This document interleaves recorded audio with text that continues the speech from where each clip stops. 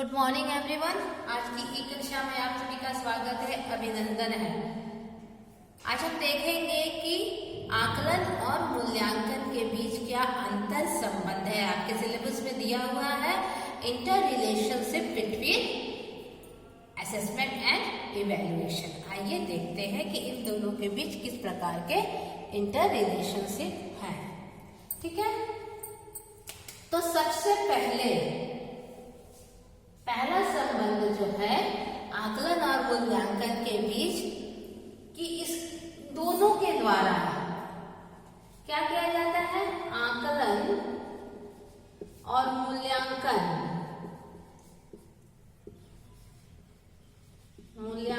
दोनों के द्वारा क्या किया जाता है। बच्चों की क्षमता,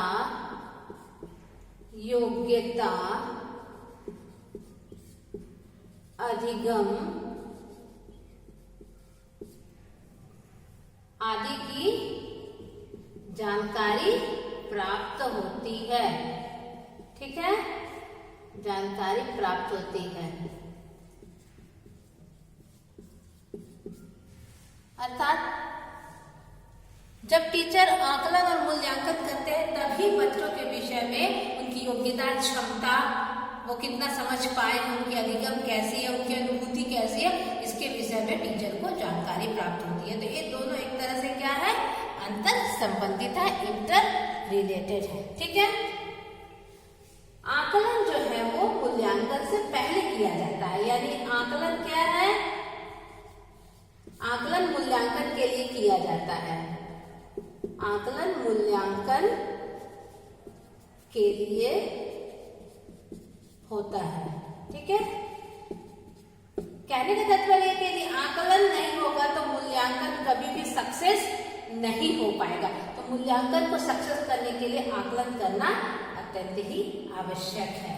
ठीक है, आकलन और मूल्यांकन इस तरह से आपस में जुड़े हुए हैं। ठीक है, उसके बाद है आकलन क्या है।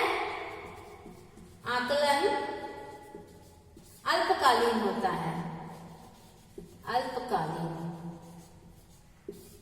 फिर इसके बाद क्या है, मूल्यांकन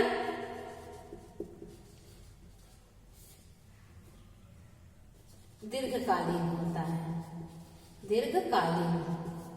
यानी पहले आकलन हो जाएगा, उसके बाद अंत में मूल्यांकन होगा।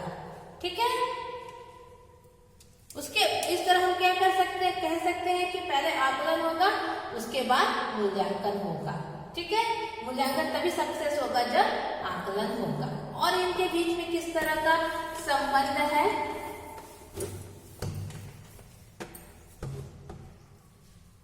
आकलन और मूल्यांकन, आकलन में क्या होता, दोनों में क्या होता है, सूचना का संग्रह होता है। सूचना का संग्रह किसके संबंध में,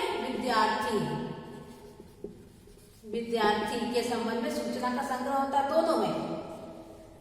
दोनों में जो सूचना का संग्रह हुआ है उसका क्या किया जाता है, विश्लेषण किया जाता है।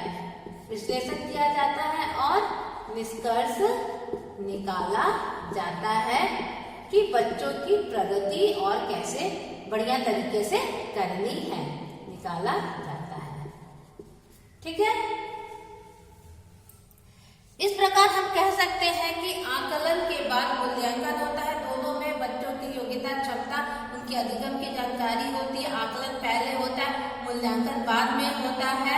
यदि आकलन न हो तो मूल्यांकन कभी भी संभव नहीं होगा। मूल्यांकन वर्ष में एक बार होता है, जबकि आकलन लगातार होते रहता है मूल्यांकन से पहले। आकलन में क्या होता है, बच्चों को सुधरने का मौका मिलता है। आकलन करने से बच्चे और शिक्षक दोनों अपने आप में सुधार लाने का प्रयास करते हैं। तो मुझे स्पष्ट है कि आप सब समझ गए होंगे। तो आज की कक्षा में इतना ही।